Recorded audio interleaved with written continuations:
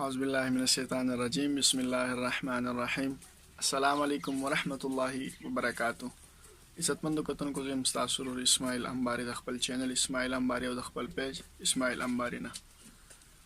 امید لرم چې ټول به ښه ټیک ټاک فټ فاټ یو چې چېرته مې نو ښاد آباد خوشحال بریالي به د ژوند نه به مزې اخلئ او په خپل منځ کې به د مینې محبت او د ورورولۍ ژوند تېروئ.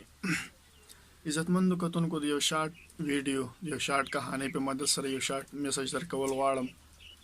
امید لرم د ویډیو کتلو نه پس به مو ویډیو ضرور خوښه شي.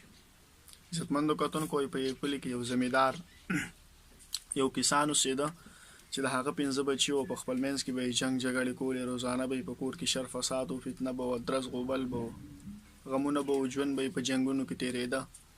د کسان د زمیندار به ډېر کوشش کوه چې دا پوه شي او دا جنګ جګړې پرېږدي، خو بچي بیا هغه شانتې په خپل منځ کې په جنګ جګړو په خپل منځ کې به یې روزانه شر فساد و.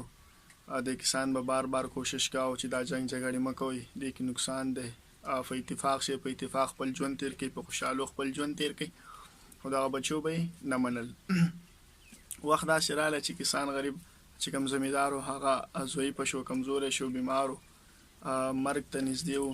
نو هغه خپل بچي راوغوړستل چې ګورئ بچو زما ژوند چې کوم دی مرګ ته قریب دی، مر ژوند خو د الله په لاس کې دی، خو زه ډېر کمزوری شوم او زه دا یو نصیحت تاسو ته کول غواړم چې ګورئ تاسو کومې جنګ جګړې کوئ په دې کې ستاسو نقصان دی او نورو ته فایده ده. زه درته سوال کوم چې دا جنګ جګړې پرېږدئ، دا شر فساد پرېږدئ، خپل منځ کې په اتفاق شي او په مینې محبت او په خوشحالو سره خپل ژوند تېر کړئ.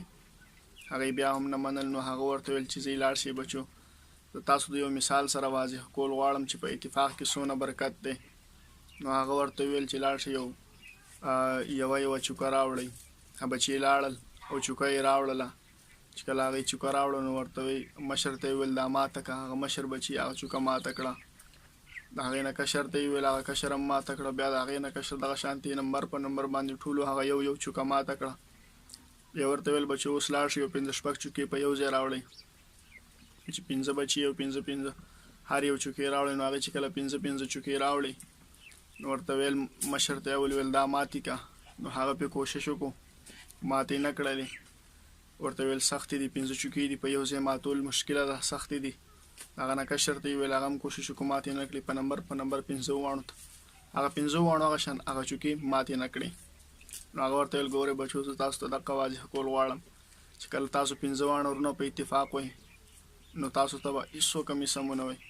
چېرته یو وایي نو دقه شانتې به درنه خلک فایدې اخلي، خلک به هم په حقونو باندې قبضې کوي، حقوق به درنه قبضه کوي، خپل حق به درته صحیح نه میلاویږي او ستاسو د شر او د فساد نه به بل چاته فایده راسي.